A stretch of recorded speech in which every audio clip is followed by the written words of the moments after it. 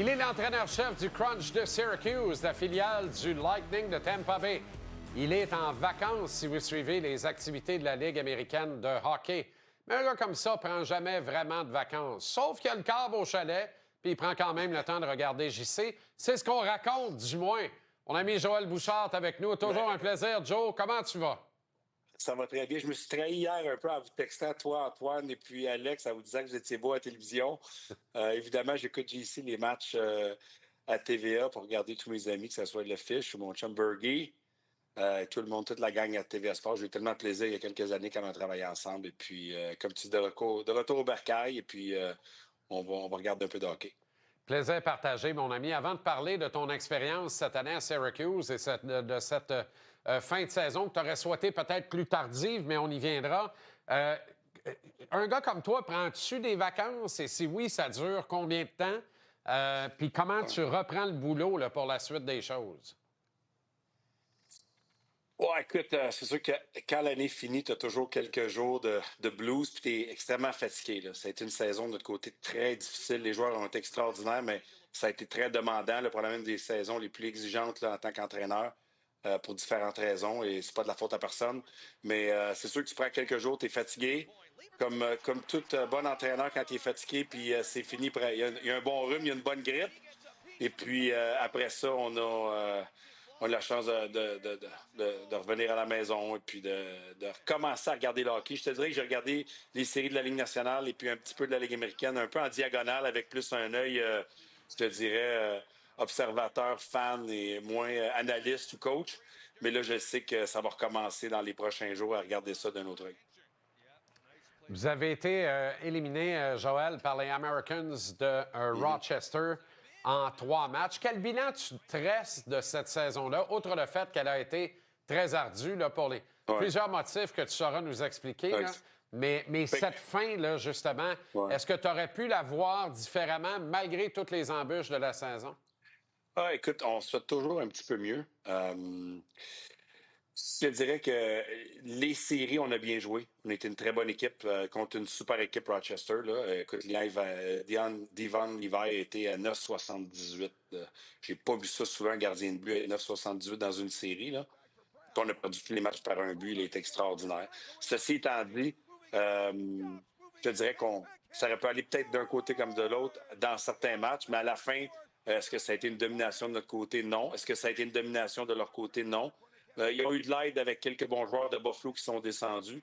Et puis, on a perdu des joueurs, nous autres, de notre côté, que ce soit se sont blessés ou ont été rappelés à Tampa. Mais ça, c'est la réalité de la Ligue américaine. Si tu me demandes si je suis content des performances des joueurs, je te dirais oui. Eux autres diraient on a vraiment donné une petite affaire plus. On n'avait pas besoin de beaucoup plus, là, comme je te dis. Mais on a joué une bonne équipe.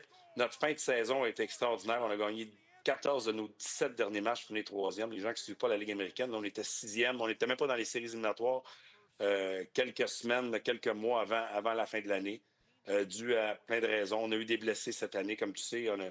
On s'est battu avec des gars qui ont eu des opérations durant l'été. On a parti, il manquait 6 ou 7 joueurs. Donc, longue histoire courte.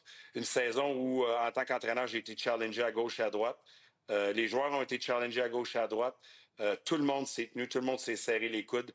Notre fin de saison est extraordinaire. Là. Écoute, c'était un peu inattendu de gagner 14 de nos 17 derniers matchs avec tout ce qu'on a eu à vivre. Et puis, on a juste fait face à une bonne équipe qui avait pas besoin de beaucoup de chances de marquer pour marquer. Puis, un gardien de but de l'autre côté qui était hot. C'est la réalité. 9,78, c'est un gardien qui est hot. Ouais. Et puis, ça Compliqué fait de, partie de la game. compliqué de gagner une série contre un gars qui était à 0,978 d'efficacité. Compliqué Ouais. aussi d'en gagner 14 sur 17 dans les rigueurs de ce calendrier-là, Joël. Ouais. Qui plus est, à l'intérieur de la division pour la plupart des cas. Et c'était la division de la mort, la division nord de la Ligue américaine. Ouais. Et vous êtes qualifié troisième quand même. Alors, c'est une poussée vraiment vertigineuse qui a sans doute fait Ouais. écarquiller les yeux. Là. Je pense pas que personne ne l'avait prévu. Là, à l'interne, on était un peu dans notre bulle. Je ne l'avais même pas réalisé. Je vais être franc avec toi. C'est quelqu'un qui me disait à la fin, me disait, hey, coach, on a gagné 14 de nos 17 derniers matchs. Puis je ne le savais même pas. On était vraiment dans une mission, c'était nos séries éliminatoires à un certain niveau. Puis je te dirais aussi que avec toute transparence, notre côté émotif a été usé. Là, toute l'année, ça a été une grind. on a poussé. Et puis quand elle ne rentrait pas contre Rochester, j'ai trouvé les gars ont pas abandonné. Là, c'était vraiment serré les matchs. Mais j'ai senti qu'il manquait cette petite émotion, cette petite fraîcheur de séries éliminatoires. On a poussé les gars au bout tout au long de la saison. Et puis, on a eu un super début de match, là, le match 3 à la maison. Puis, on voit le but. Là, écoute, une rondelle qui a roulé sur la palette d'un de nos joueurs. Ça s'alignait pour une belle chance de marquer contre nous à 4 contre 4. Ça s'est tourné contre une échappée. Puis, ça a fini avec ce but-là, probablement en début de troisième période, un lancer de la ligne bleue qui a fait 2-0. Mais les lancers, à un certain moment, étaient vraiment en notre faveur. Et puis là, je pense que après ce deuxième but-là en troisième période, j'ai senti que les gars avaient fait un bout de chemin, puis ça allait être tough de revenir. Là. Ouais. Mais une attitude extraordinaire, se sont battus. Je les ai poussés tout au long de la saison. Tu sais, on venait jouer à Laval en début d'année, là, puis je regardais notre alignement avec nos kids, puis j'étais comme on s'accrochait. On venait gagner des matchs à gauche et à droite. Fait on est quand même fiers de ça. Ceci étant dit, on veut toujours plus, évidemment, en tant qu'entraîneur. Mais il faut être réaliste aussi, puis il faut être honnête, il faut être franc avec nos joueurs aussi. On ne peut pas juste non plus regarder ça, puis retourner du côté du revers de la main, puis de se dissocier de ça avec les joueurs. On était là-dedans ensemble, on s'est battus ensemble. On a été avec le Rocket de Laval, la meilleure défensive de la Ligue américaine. Tu m'aurais dit ça cette année, je ne l'aurais probablement pas cru. On a fini en tête, on a fini égal avec Laval pour la meilleure défensive de la Ligue américaine. Donc, il y a quand même eu des beaux accomplissements. Ben, en tant qu'entraîneur, on veut toujours plus, évidemment. Puis l'unité et l'esprit de corps qui est si important dans un club de hockey, plus difficile à obtenir dans la Ligue américaine. Imagine quand tu alignes, tu as quoi, 30 attaquants différents que tu as eu sous la main dans la saison et 46 joueurs différents au total. Un moment donné, là, tu devais te demander, coudonc, lui, il s'appelle comment? Ça, je te dirais, là, tu sais, c'est sûr qu'au début de la saison, il manquait beaucoup de vétérans. J'ai été obligé de pousser les jeunes beaucoup, là. J'étais obligé avec les entraîneurs, on tirait la charrette, là, puis c'est jamais l'idéal dans une équipe quand les entraîneurs tirent la charrette trop. Mais on avait la chance d'avoir des vétérans comme Gabriel Dumont, Daniel Walcott, et puis même Connor Sherry, qui évidemment était déçu, mais à un moment donné a réalisé que il était en Ligue américaine, puis c'est devenu son équipe. Donc, j'avais un leadership extraordinaire avec des défenseurs, que ce soit Toby Pocket-Bisson ou Santini ou Pouliot ou Crozier ou Carlisle, des gars qui croyaient en ce qu'on faisait. Et puis notre gardien de but qui a été notre MVP à nous autres, Alverson, tout au long de la saison. Donc, je te dirais qu'on avait quand même des gars solides, des bonnes personnes. C'est pas facile à l'américaine, tu l'as dit.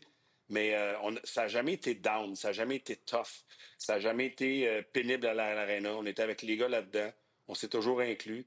Puis, tu sais, vers la fin de l'année, à la fin, moi, j'étais un passager, toute cette histoire-là. Les gars avaient travaillé tellement fort toute l'année, comprenaient ce qu'on voulait faire. Et puis, le stretch final, c'est les joueurs qui l'ont fait sur la glace. Moi, comme je disais à tout le monde, je disais, coach, qu'est-ce que tu fais? Je fais plus rien, là, c'est fini, là, c'est les joueurs qui jouent. Et puis, ils ont vraiment eu un leadership incroyable tout au long de la saison. Je te dirais, on a gagné des matchs. On monte un match à Hershey, là. Tu me dirais, Joël, comment vous avez fait pour finir troisième? Avec toutes les embûches puis l'adversité que la calendrier. Je veux dire, on a gagné 5 matchs où personne ne nous donnait une chance. Sur la route, contre Hershey, à Wilkes-Barre, contre des équipes qui étaient à la maison, reposées pour plein de raisons. Puis, comme on dit des fois dans le langage de hockey, les éléments étaient contre nous autres, ce match-là. Là. Puis, on est allé gagner ces 5 matchs-là. C'est ça qui a fait la différence pour nous autres cette année. C'est 5 performances extraordinaires où, après le match, même les joueurs étaient comme... On avait ça en dessous du capot. Puis c'est ça qui a fait qu'on a pu finir troisième dans la division. Continues-tu de regarder avec intérêt, Joël, les mouvements de personnel derrière les bancs de la Ligue nationale? Ben, ouais, écoute, je suis ça parce que je le vois à la télévision et un peu partout. C'est rendu une réalité là, de la Ligue nationale. Je regardais, quelqu'un m'a envoyé des statistiques, comment les entraîneurs, la moyenne des entraîneurs ne dure pas 2 ans dans la Ligue nationale, ce qui est quand même ridicule. Là. Pas 2 ans, là, on est en bas de 2 ans en moyenne là, C'est fou, hein? versus les autres sports. Ça tourne. Écoute, l'an passé, il y a des gars qui ont eu des extensions au mois d'octobre qui se sont fait mettre dehors à la fin de l'année. Puis ils n'ont même pas touché à une scène de leur nouveau contrat, puis ils s'étaient fait mettre dehors quand ils ont eu une extension. Il n'y a plus grand-chose qui tient, je te dirais. Puis les entraîneurs quittent ailleurs parce que les joueurs ont beaucoup de difficultés, ça ne fonctionne plus. Et puis, ils vont ailleurs, puis ça fonctionne. On regarde dans le cas de Saint-Louis, la job que l'entraîneur a fait là-bas après un début de saison difficile à Boston où rien fonctionnait, puis ça ne fonctionnait pas avec l'entraîneur, puis il s'en va à Saint-Louis, puis regardez ce qu'ils ont fait. Ils ont presque éliminé les Jets de Winnipeg. Fait que, je suis ça avec un pas de recul. Nous autres, à Tampa, c'est pas notre situation. Coupe est une légende, est extraordinaire. Il va faire sa 14e année, je pense qu'il commence l'an prochain. Là. Donc, on ne vit pas ça à Tampa. Non, puis ça veut dire que il y en a très peu pour les commentaires de Larry Brooks qui lui prête l'intention de devenir président des opérations hockey et directeur général des Islanders de New York. Ah, écoute, j'ai vu un tweet passer sur quelque chose, mais moi, je crois tellement pas à cette histoire-là. Je savais même Ouais, pas que c'était Larry Brooks, je savais même pas que c'était les Islanders. ouais. J'ai juste vu un titre genre Cooper. Pour moi, c'est du n'importe quoi. Là. Honnêtement, je me mêle pas de ça. Puis Cooper, les gens qui le connaissent un petit peu parce qu'on le voit beaucoup avec l'équipe Canada, on le voit avec évidemment le Lightning depuis cette année. Le Lightning a des saisons extraordinaires. Là. C'est juste plate quand ses éliminatoires a été amoché avec beaucoup de blessures. Là. Mais il est extraordinaire. Là. C'est un gars qui est brillant, qui a une belle approche, qui est un beau mix en étant proche des joueurs, mais en ayant aussi une certaine direction. Tu vois qu'il a gagné, tu vois que évidemment ça lui donne cette espèce de confiance-là au processus. Non, on est chanceux de l'avoir. Et puis, même moi, je suis chanceux là, d'aller au camp d'entraînement, passer du temps avec, il est généreux. On est assis dans le bureau, on jase. Dans la saison, on se parle 2, 3 fois. S'il y a des situations, on se texte. Il me demande mon opinion, mais évidemment, il est bien entouré avec Julien, avec Mathieu Darche, avec tout le monde. Mais je dis souvent, c'est un unicorn. Là, il est spécial, couple. Juste la longévité. Puis cette longévité-là, ben, elle vient avec, évidemment, Julien qui a fait des transactions puis des mouvements de personnes extraordinaires à travers les années pour lui donner des bons joueurs, des joueurs de qualité. Mais c'est un beau travail d'équipe entre les deux, là, c'est beau à voir. T'en fais rapidement, Joël. En quelques secondes, en terminant, vous procédez à un changement avec l'Armada au poste d'entraîneur-chef également. Mm-hmm. Oui, bien ça c'est évidemment, moi je suis encore actionnaire de l'équipe. Je parle à Olivier Picard constamment et j'ai parlé à Mathieu aussi constamment durant la saison. Là. Il est même venu avec nous une pratique avec le Crunch quand on était à Laval. On jouait contre le Rocket le lendemain. Mathieu est un super bon coach. Il a fait un super bon travail pendant 2 ans avec nos jeunes joueurs. On a justement des joueurs qui sont listés très haut pour le repêchage. Olivier a gagné le directeur général de l'année cette année dans la Ligue majeure du Québec. On est très fiers de lui. Et puis, c'est lui qui est en charge, c'est lui qui décide ce qu'il pense qui est mieux pour l'équipe à court, moyen, long terme. Et puis, je pense qu'il faut que ça fonctionne comme ça. Tu dois mettre des gens en place et les gens prennent des décisions avec ce qu'ils voient.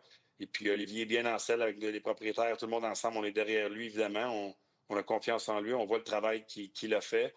Moi, c'est bien important pour moi de ne pas m'ingérer. Moi, les discussions que j'ai avec l'entraîneur ou avec le directeur général, c'est de les faire penser. De leur parler de mes erreurs, de leur parler de certains coups. J'ai été chanceux ou j'avais peut-être fait une erreur ou j'aurais pu faire un meilleur coup. Et des fois, leur dire une situation pour les faire réfléchir. Je pense que c'est la façon qu'il faut fonctionner. Je ne crois pas à gérer de 4000 kilomètres de distance ou de lancer des phrases à gauche et à droite. Moi, c'est vraiment, j'attends le rappel, il m'appelle régulièrement, il m'appelait régulièrement. Je souhaite à Mathieu la meilleure des chances parce que c'est un bon entraîneur puis c'est un chic type. Mais moi, ma job à moi en tant qu'actionnaire, mais surtout en tant que gars de hockey puis d'amis, puis je le fais avec d'autres entraîneurs aussi ou avec d'autres mondes. Puis des fois, je pique le cerveau de certains de mes chums aussi. Mais c'est jamais de dire quoi faire, c'est toujours d'être là puis de les faire penser. Moi, c'est ça. Quand je parle avec des gens, souvent, je veux qu'ils me fassent penser, je veux qu'ils me fassent réfléchir pour voir si je peux pas trouver quelque chose de mieux. Qui tu vas gagner à Coupe Stanley, Joël? Si je disais quelque chose, ça serait un petit peu tiré en l'air parce que j'ai regardé, mais j'ai pas assez regardé, puis je pense que les match-ups vont être importants. La Caroline m'intrigue parce que je sais que ça a été difficile pour eux autres en séries éliminatoires quand ils arrivaient à un niveau où il y avait besoin un petit peu plus d'offensive, donc j'ai hâte de voir ça. Mais je regarde ça vraiment d'un œil observateur. Et puis, je te dirais que quand ça arrive le carré d'as, là, me connaissant, ça va être beaucoup plus ardu de mon côté. Puis je vais regarder parce que c'est une autre saison. Hein? Tu as la Ouais. saison régulière, tu as les 2 premières rondes, tu arrives au carré d'as, c'est une saison complètement différente à la finale aussi. Donc, ça va être intéressant pour moi de voir un peu comment les gens vont réagir, comment les joueurs vont réagir. Mais à la fin, JC, là, c'est des petits jeux. c'est un petit jeu à gauche pas à droite. C'est ça qui fait la différence quand tu gagnes ou tu perds. Donne-moi une équipe qui a dominé l'autre l'an passé. Ils ont été Game 7, c'était 2-1. Puis Bouchard a eu le poteau, ou quelqu'un d'autre a frappé le poteau, ça aurait pu faire 2-2. C'est un petit jeu ici et là. Et puis, on va voir ce qui va arriver dans ces petits jeux-là. Merci infiniment d'avoir pris le temps, mon chum. Prends soin de toi. On se croise Ben oui. bientôt. Merci, mon Salut, chum. Joël.